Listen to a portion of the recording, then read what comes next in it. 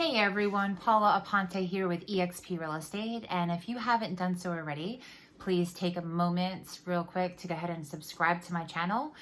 I would definitely appreciate that. But I want to go ahead and get started and tell you first that today we are definitely talking about a couple of different things.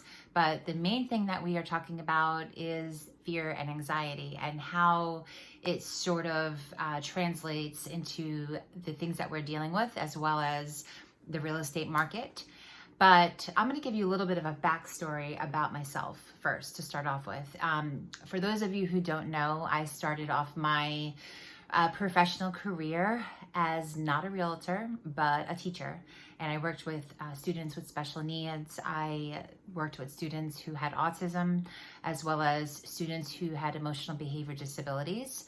I often went out and I helped do trainings for teachers on how to work with students who had some significant behavior difficulties. And one of the things that we spoke about was fear and anxiety, because students going to school would obviously have some fear and anxiety in dealing with some of their day-to-day things because they didn't have that regulation of emotional control. So teachers needed to be mindful of how to work with them effectively. And in that training that we would do, the thing that we talked about was that fear and anxiety produces two different types of reactions. It's either going to be a productive response or an unproductive response. And I'm going to give you an example of both, okay? And it's going to have nothing to do with this coronavirus or real estate or anything, okay?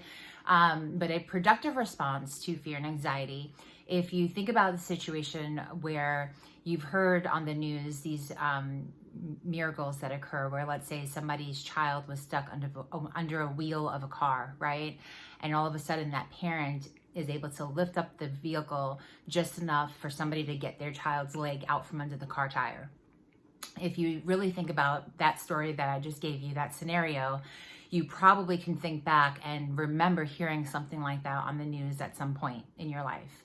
And it was probably true, because that right there is an example of a productive response to fear and anxiety, okay? Your body can do things that you don't even realize. Now, that person may have ended up pulling a shoulder out of a socket or something along those lines, or had some other medical things as a result of doing that action, but the action happened.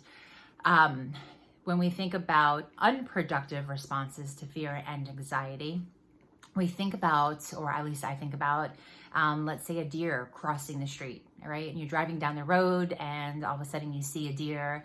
They stop and they look at the headlights and you hear the expression, you know, from time to time, you know, this person's like a deer in headlights, right? The deer actually stops and they freeze. They don't know how to respond, okay? That would be a really good example of an unproductive response to fear and anxiety, being just kind of frozen and stuck and just not knowing what to do.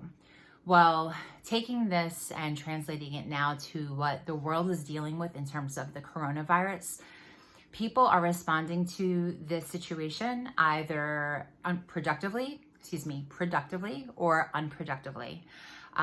There's the media that has a lot to play in this. The media is, I think, causing a lot of unproductive responses to this situation, making people go out and panic shop and just really go crazy, right? Some people are choosing to be a little bit more productive and go on the internet and research and really try to understand what's going on at a deeper level. You know, going to the WHO websites, the CDC websites, and just really finding solutions and understanding the safety and the hygiene behind what we have to do. And if people would just not take, you know, even when, you know, with the politicians, when they come on TV and say, hey, just keep and maintain 6 feet distance from someone else, just do that. You know, it doesn't mean that we have to stop living and like everything comes to a halt and we have to hibernate inside of our homes.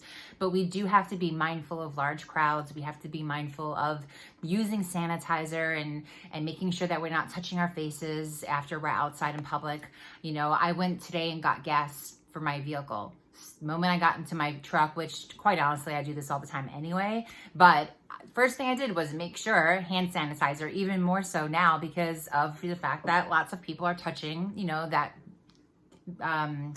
hose, and I want to make sure that my hands are not getting their germs, right? So basic stuff like that, we just need to keep mindful of, but we don't have to have this mass hysteria of like, you know, going out to the store and buying 25 packages of toilet paper. I mean, come on, guys. Like, why do you need that? I don't understand. So anyway, with that being said, how is this now translating to real estate? Well, some people, I have to say, are freaking out a little bit. People are like, okay, we got to like stop selling houses. We've got to stop, you know, doing anything. I mean, that's just absolutely crazy because I have buyers that want to buy homes. I have buyers that are in leases their leases are up and their family planned on buying a house like now because they knew that this is the springtime coming and this is when the market picks up. Well, what are all those buyers supposed to do? Not have a place to live because their lease is up and already rented by somebody else, you know, come April? No, that's not what they're supposed to do. They should still be able to go out and buy houses, and I need to show them houses. So sellers should not have the mentality that we got to stop and put a halt on everything that we're doing because of what's going on. The government doesn't even want you to do that. That's why interest rates have dropped, right? They're trying to stimulate the economy. They want people, and they know real estate is a major part of that. So I know I spoke fast. I went from talking about fear and anxiety, talking about the coronavirus, and talking about the market today. But the bottom line here is do not stop what you're doing completely. Like, you don't need to hibernate. If you're looking to sell your house. It's a great time. You've got lots of buyers who need a house to buy. There are ways to safely do so if you're concerned about germs and you're concerned about people coming into your house. You know, that's why we have Clorox wipes. That's why we have hand sanitizer. And if you don't have it, I do. So call me and I will be happy to facilitate that for you and make sure that those folks that are coming to see your home are doing it safely. Another suggestion is video walkthroughs. We don't have to have your home exposed to lots and lots of different people. I can do a video walkthrough with my phone. I do lots of video, hence this video right now, and then send it to potential buyers. There are so many solutions. We just need to start thinking outside the box. So if you're looking to buy or sell real estate, definitely give me a call. I can be reached at 863-286-0822. And I hope you guys have yourselves a great rest of the week and really just try to focus on the positive and the solutions and not engage in this mass hysteria. Okay? Talk to you guys later. Bye.